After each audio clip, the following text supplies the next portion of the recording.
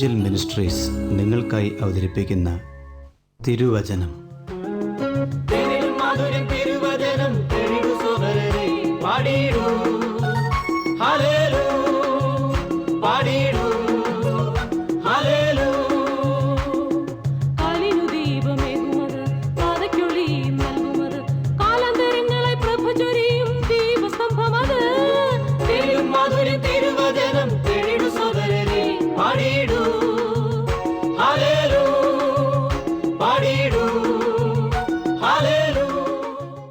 ഇന്ന് നമ്മോട് ദൈവവചനത്തിൽ നിന്ന് സംസാരിക്കുന്നത് Suviseshakan James M Thomas Nedumbassery. പ്രാർത്ഥനയോടെ ശ്രദ്ധിച്ചാലും. ഇവാഞ്ചൽ മിനിസ്ട്രീസ് അങ്ങയ്ക്കായി ക്രമീകരിക്കുന്ന തിരുവചനം എന്ന വചന പഠന പരമ്പരയിലേക്ക് ഹാർദമായി സ്വാഗതം ചെയ്യുന്നു. ശമൂവേലിൻ്റെ 1-ാം പുസ്തകത്തെ അധികരിച്ചുള്ള 11-ാമത്തെ എപ്പിസോഡാണ് അങ്ങ് കേൾക്കുന്നത്. ഈ ദിവസങ്ങളിൽ നാം ശമൂവേലിൻ്റെ 1-ാം പുസ്തകം 1-ാം അധ്യായത്തിൽ നിന്ന് ഹന്നായുടെ ജീവിതത്തിൻ്റെ വിജയരഹസ്യങ്ങൾ എന്തൊക്കെയാണ് എന്നുള്ളതാണ് ഓർത്തുകൊണ്ടിരിക്കുന്നത്. ഒടുവിലായിട്ട് നാം ഓർത്ത് നിർത്തിയത് ദൈവത്തിൻ്റെ സന്നിധിയിൽ ഹന്ന തൻ്റെ ദുഃഖങ്ങൾ കൊണ്ടുവന്നു എന്നുള്ള വിഷയമാണ്. അങ്ങനെ അവളുടെ ദുഃഖങ്ങൾ ദൈവത്തോട് പറഞ്ഞതുകൊണ്ട്, മനുഷ്യരോട് പറയാതെ ദൈവസന്നിധിയിൽ പകർന്നതുകൊണ്ട് അവളുടെ ജീവിതത്തിൽ മാറ്റങ്ങൾ കൊണ്ടുവന്നു കർത്താവ്. തന്നെയുമല്ല, അവൾക്ക് അത് അനുഗ്രഹത്തിന് കാരണമായി എന്നുള്ളതും നാം ഓർക്കുകയുണ്ടായി. തുടർന്ന് 4-ാമത്തെ വിഷയം എന്താണ്, ഹന്നായുടെ വിജയത്തിൻ്റെ പിന്നിൽ എന്നുള്ളത് നാം ഓർക്കാനായിട്ട് ആഗ്രഹിക്കുക. അതിന് ആധാരമായി 1-ാം അധ്യായം ശമൂവേലിൻ്റെ പുസ്തകം 18-ാം വാക്യം ഞാൻ അങ്ങയ്ക്കായിട്ട് വായിച്ചു കേൾപ്പിക്കാം. അടിയന് തൃക്കണ്ണിൽ കൃപ ലഭിക്കുമാറാകട്ടെ എന്ന് പറഞ്ഞ് ഹന്ന തൻ്റെ വഴിക്ക് പോയി ഭക്ഷണം കഴിച്ചു. അവളുടെ മുഖം പിന്നെ വാടിയതുമില്ല. ഇവിടെ നമുക്ക് കാണുവാൻ കഴിയുന്നത് തൻ്റെ പ്രാർത്ഥന ദൈവം കേട്ടുവെന്നും ദൈവം ഉത്തരം അരുളിയെന്നും ഹന്ന പ്രാർത്ഥിക്കുമ്പോൾ തന്നെ വിശ്വസിച്ചു എന്നുള്ളതാണ്. അത് അവളുടെ നന്മയ്ക്ക് ആധാരമായി തീർന്നു. അവൾക്ക് ദൈവസന്നിധിയിൽ അനുഗ്രഹം ലഭിക്കുവാനും അവളുടെ ജീവിതത്തിൽ വിജയമായിട്ടത് ഭവിക്കുവാനും മുഖാന്തരമായി എന്നുള്ളത് നമുക്ക് മനസ്സിലാക്കുവാൻ കഴിയുന്നു. എന്താണ് അവൾ പ്രാർത്ഥിച്ചതെന്ന് നമുക്കറിയാം.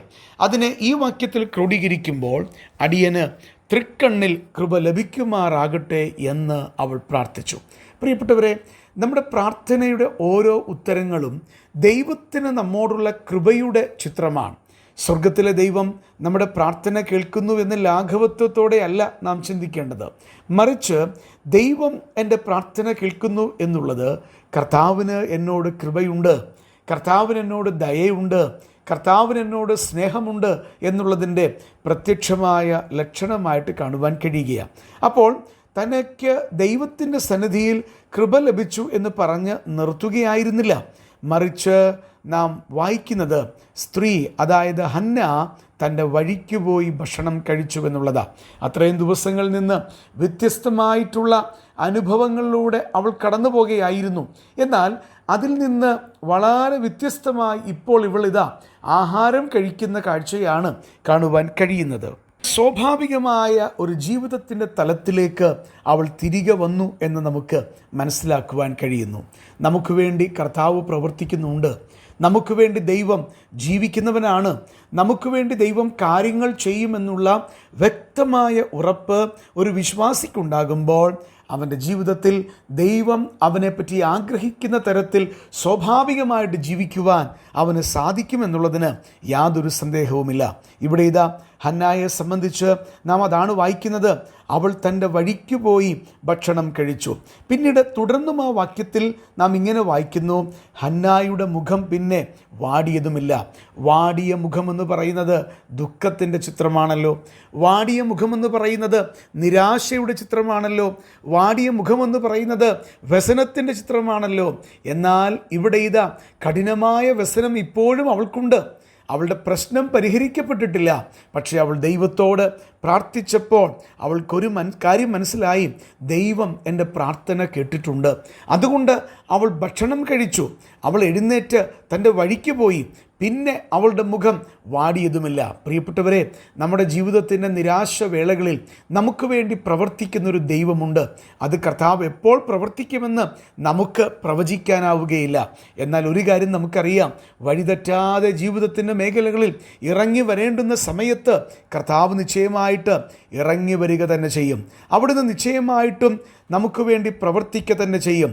തിരുഹിതത്തിനനുസരിച്ച് അവിടുന്ന് പ്രവർത്തിക്കുന്ന ദൈവമാണെന്ന് ഹൃദയപൂർവ്വം വിശ്വാസിക്ക് കഴിയുമെങ്കിൽ തീർച്ചയായിട്ടും അവൾ വിജയിക്കുന്നവരായിത്തീരും. അവരുടെ മുഖം വാടാതെ ഇരിക്കുമെന്നുള്ളത് നമുക്ക് കാണുവാൻ കഴിയുന്നു. നാം ചിന്തിക്കുന്നത് പോലെയല്ല കർത്താവ് പ്രവർത്തിക്കുന്നത്.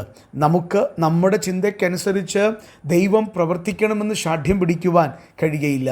അവിടുന്ന് പരമാധികാരിയായ ദൈവമാണ്. അവിടുന്ന് സർവജ്ഞാനിയായ ദൈവമാണ്. അവിടുന്ന് സർവശക്തനായ ദൈവമാണ്. തന്നെയുമല്ല, ദോഷമായതൊന്നും തൻ്റെ ജനത്തിന് ചെയ്യാത്തൊരു ദൈവമാണ് വിശുദ്ധ വേദപുസ്തകം പഠിപ്പിക്കുന്ന സ്വർഗത്തിലെ പിതാവെന്ന് പറയുന്നത്.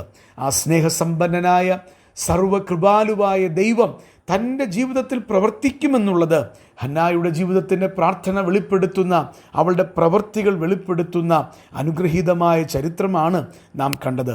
പ്രിയപ്പെട്ടവരെ, അങ്ങയ്ക്ക് ദൈവത്തെ വിശ്വാസമുണ്ടോ? അങ്ങ് രക്ഷിക്കപ്പെട്ടയാളായിരിക്കാം. എന്നാൽ അങ്ങയുടെ ജീവിതത്തിൽ പ്രായോഗിക തലത്തിൽ അത് വെളിപ്പെടുത്തുവാൻ കഴിയുന്നുണ്ടോ എന്നുള്ളതാണ് നാം ഓരോരുത്തരും ചിന്തിക്കേണ്ടത്.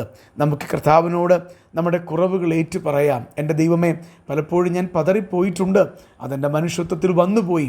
എന്നാൽ അങ്ങനെ ബലപ്പെടുത്തുന്ന ദൈവമാം, ഇന്ന് ഞാൻ പൂർണ്ണമായും അങ്ങ് എൻ്റെ പ്രാർത്ഥന കേൾക്കുന്നുവെന്നും അങ്ങ് എനിക്ക് വേണ്ടി നല്ലതു മാത്രം ചെയ്യുന്ന ദൈവമാണെന്നും വിശ്വസിക്കുന്നുവെന്ന് പറയാനായിട്ട് സാധിക്കണം. അത്തരത്തിൽ നല്ല അനുഭവങ്ങളുമായി അനേക ആത്മീക നന്മകൾ പ്രാപിപ്പാൻ സ്വർഗത്തിലെ തമ്പുരാൻ നമുക്ക് കൃപ ചെയ്യട്ടെ എന്ന് പ്രാർത്ഥിച്ചുകൊണ്ട് വാക്കുകൾ നിർത്തുന്നു. ദൈവനാമത്തിന് മഹത്വമുണ്ടാകട്ടെ. ഈ സന്ദേശം ശ്രദ്ധിച്ച എല്ലാ പ്രിയപ്പെട്ടവർക്കും കർത്തൃനാമത്തിൽ നന്ദി. ബൈബിൾ കറസ്പോണ്ടൻസ് കോഴ്സിൽ ചേർന്ന് പഠിക്കുവാൻ ആഗ്രഹിക്കുന്നവർ മേൽവിലാസം അയച്ചു തന്നാലും പ്രാർത്ഥനാ വിഷയങ്ങളും അറിയിക്കുമല്ലോ.